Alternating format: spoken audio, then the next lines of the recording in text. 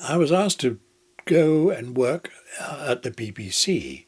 There was a strike on in ITV at that particular time, and I was very, very pleased. And I'd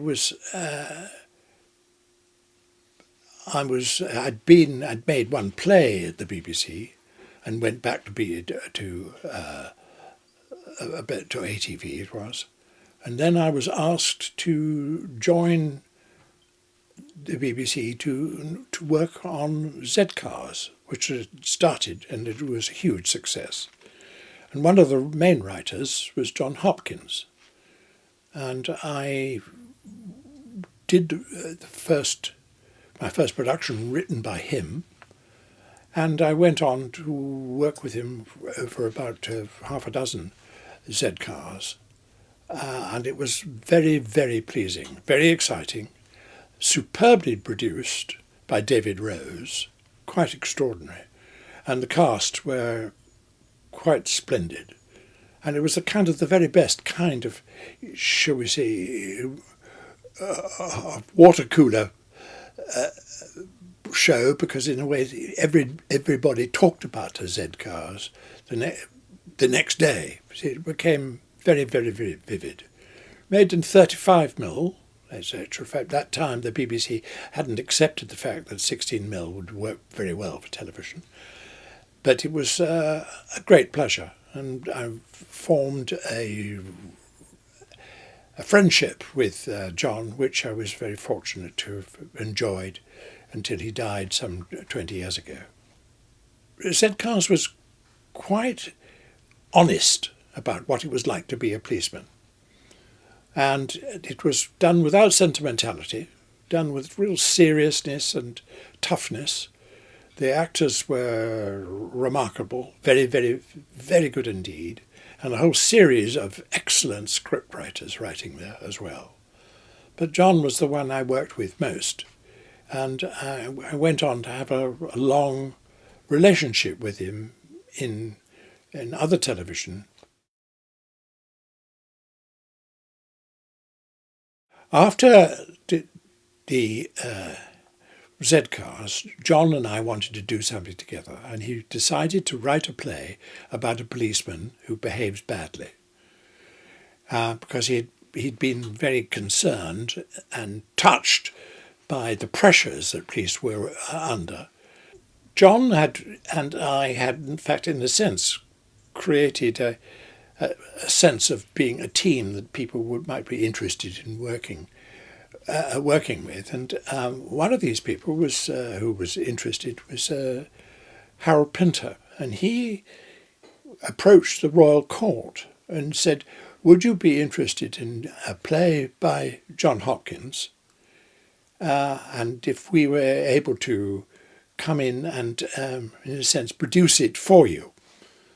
And so it was something that wasn't actually commissioned by the Royal Court and by Bill Gaskell, who in actual fact was a marvellous head of production. This is after George Devine had died, who'd founded the Royal Court Theatre, the English stage company. And we had a really splendid run for about a month, I think it was, at the Royal Court. And it was very, very violent and terrifying. We hoped to make it as a feature film, and I wanted to make it with the original cast. But the producers who were involved with it, in actual fact, decided that it was actually the proper thing to do is, in actual fact, to cast a major film star to play the part. And Sean Connery was very enthusiastic about that and wanted to do it very, very much indeed. But I'm afraid it was felt by Sean that I was not experienced enough to work for as a feature film director.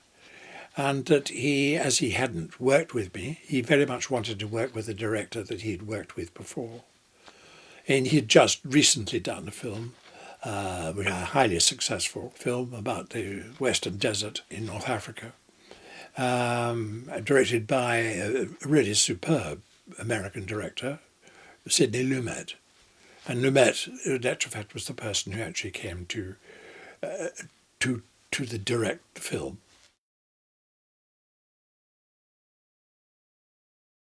It was a 3-act play. 2-act, you see, Act 1, he's with his wife, and we discover that something awful has happened. We don't know what it is. We then go on to tell the backstory. The backstory is what has just happened, and what has happened to, and then the 3rd act is what is going to happen, and how is it dealt with. I think that probably that was felt to be, in actual fact, too complex for a cinema audience.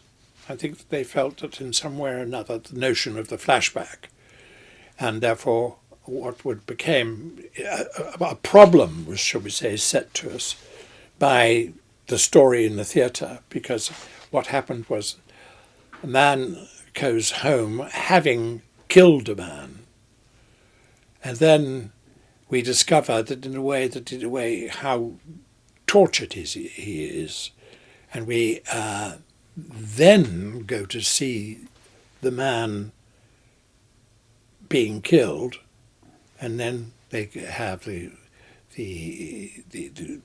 meeting with the policeman afterwards. And I felt that I think that the cinema wanted a different structure to it. But by that time, I had nothing to do with it whatsoever.